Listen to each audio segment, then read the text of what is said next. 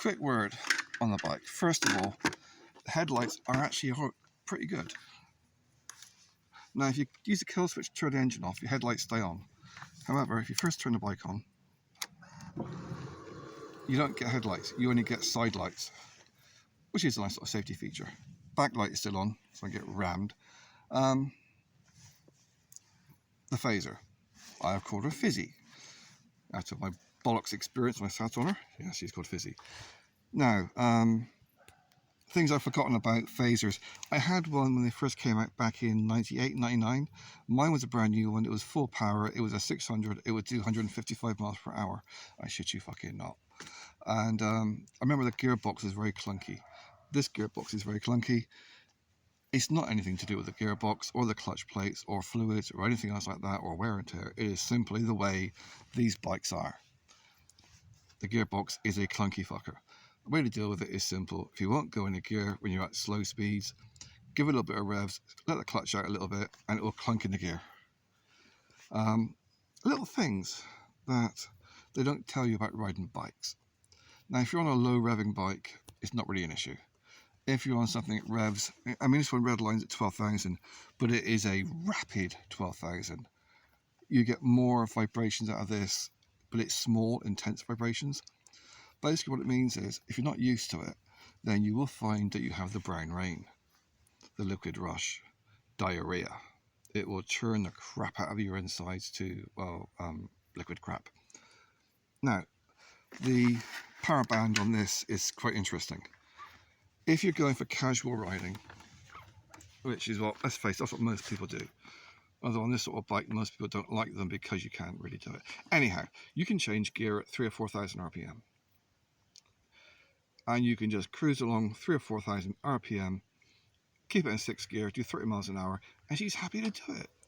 However, as an experiment, because I am me, I actually went in 1st gear just to see how fast it would go in 1st gear before hitting the red line. I got to 90 miles per hour before I said, fuck this for Game of Soldiers, I don't want to blow up the engine.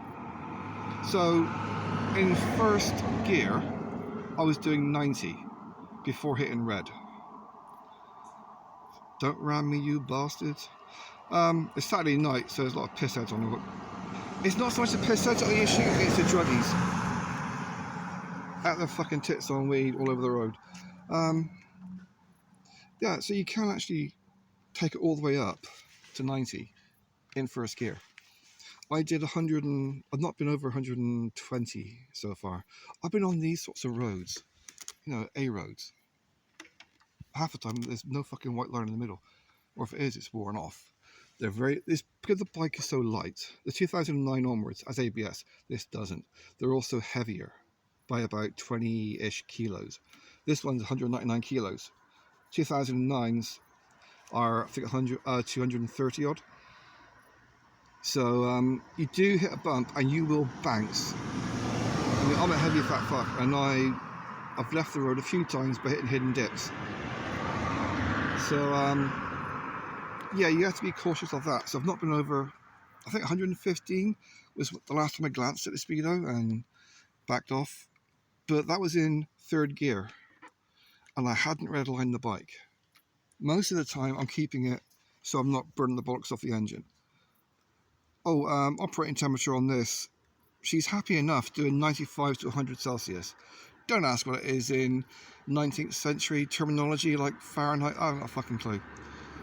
I don't live in the archaic, you know, pilgrim times where they have Fahrenheits and pounds and ounces and crap like that. Yeah, she's going sweet so far. I mean, yeah, there is the issue with the fact that it has a built-in immobilizer, which the American version doesn't. Apparently, the standard one that's built in doesn't give any issues. It's the aftermarket ones, especially the Meta alarms, that give all the grief.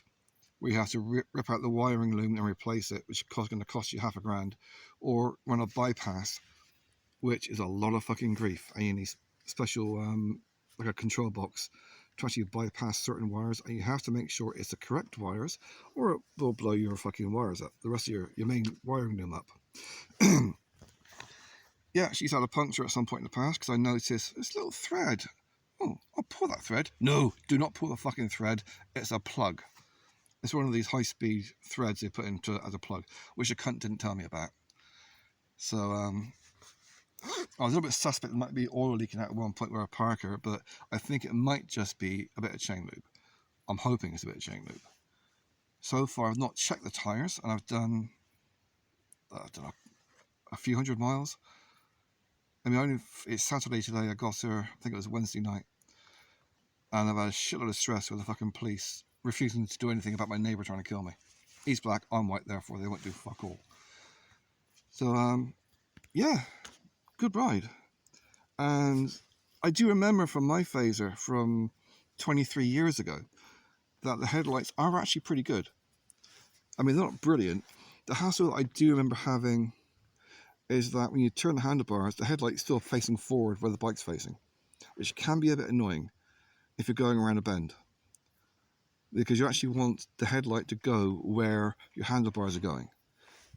It's not a massive issue, but it is a bit of a pain. But yeah, headlights are actually alright.